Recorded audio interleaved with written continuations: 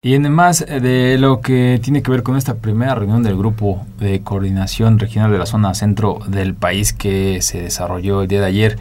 en el estado de Puebla, tenemos en la vía telefónica a Héctor Gutiérrez de la Garza, director del Instituto Nacional de Infraestructura Educativa de la Secretaría de Educación Pública del Estado. Hola, muy buenos días.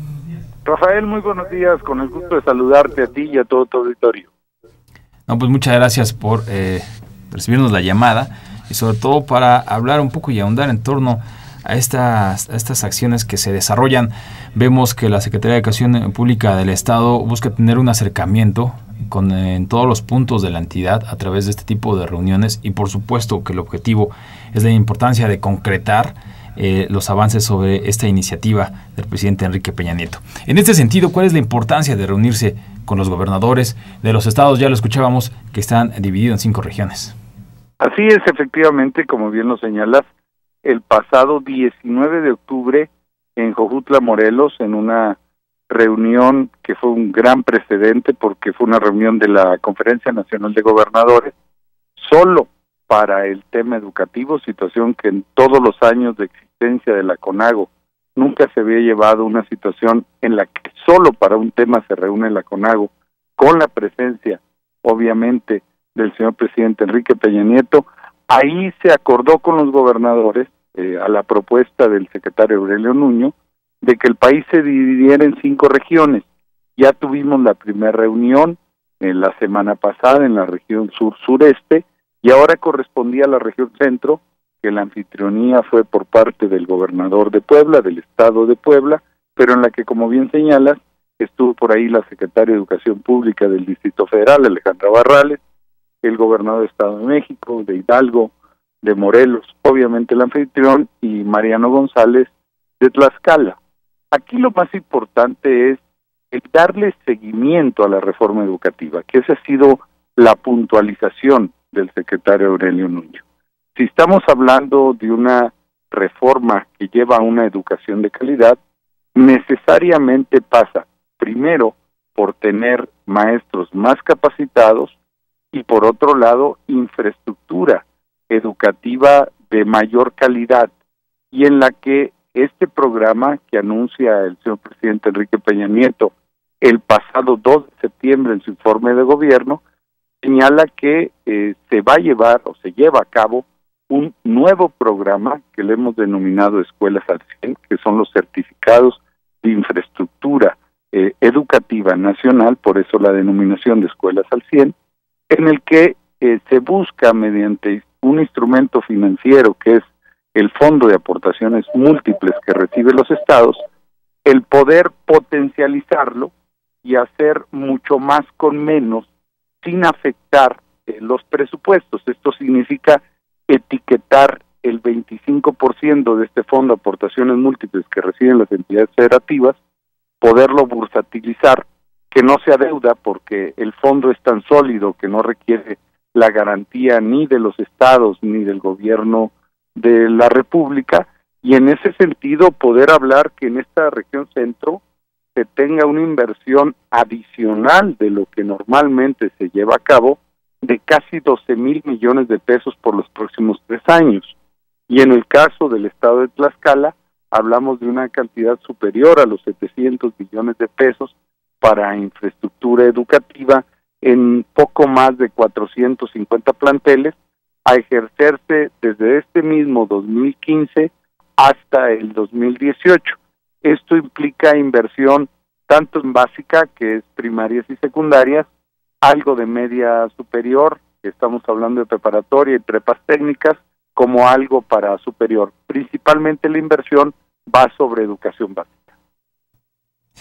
Este programa que habla en torno a Escuelas al 100, precisamente es uno de los fundamentos que tiene esta reforma en torno a la mejora de las condiciones físicas, materiales, además de pedagógicas en las escuelas.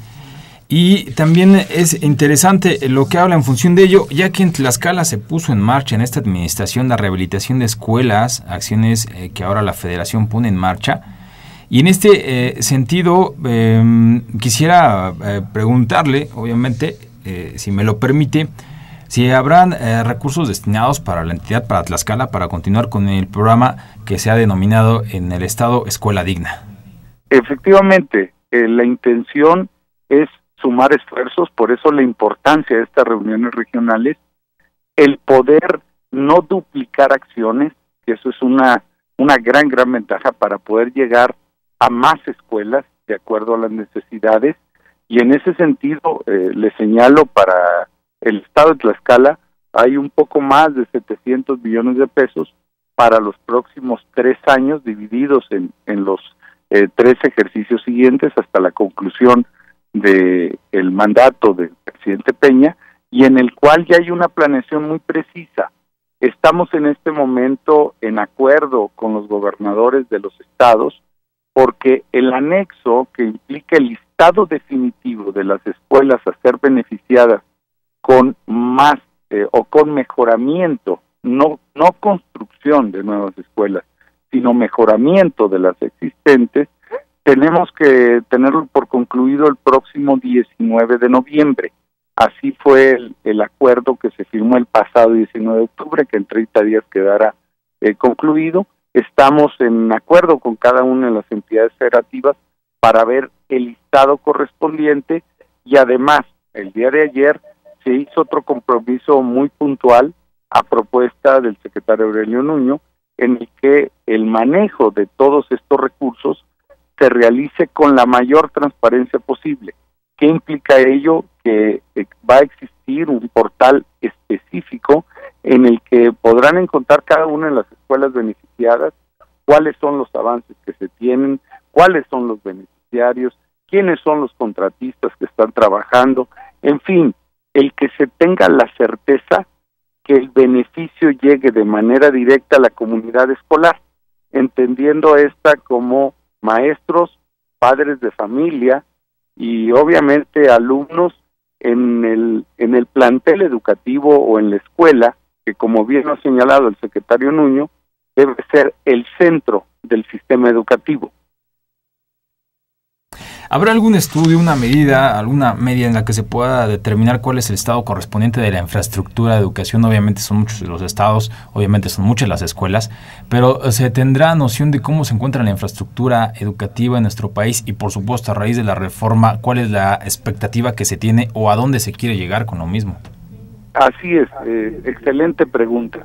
Derivado de la reforma constitucional, como tienen ustedes conocimiento, se realizó un censo por parte del INEGI, que es un primer esbozo, no necesariamente del diagnóstico específico que se tiene de las condiciones físicas de cada una de las escuelas.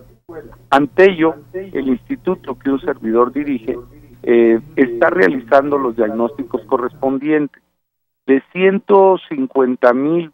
planteles de básica, es decir, primaria y secundaria, que tenemos en el país, en este momento ya vamos alrededor de 90,000 diagnósticos. Y ahí es de donde se está tomando en consideración para las escuelas con mayores carencias que sean las primeras en el listado. Pero como lo señalo, al no haber concluido el diagnóstico en su totalidad, es que estamos en charlas con los gobernadores de los estados, con los gobiernos locales, porque por si hay algunas otras escuelas con mayores carencias, que sean las primeras en las que estemos trabajando. Tenemos que plantear un mejoramiento en los elementos fundamentales, es decir,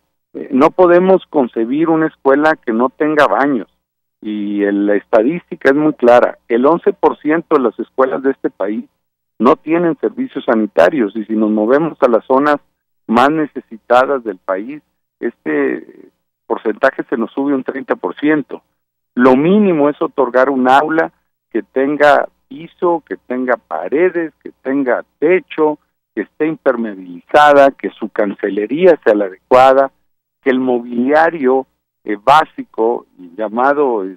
pupitres, pizarrón, esté en las mejores condiciones, entendiendo como ese espacio digno donde tanto el maestro se siente orgulloso de impartir una clase, como los niños de recibirla, y los padres de familia la tranquilidad de dejar a sus hijos, o en su caso a sus nietos,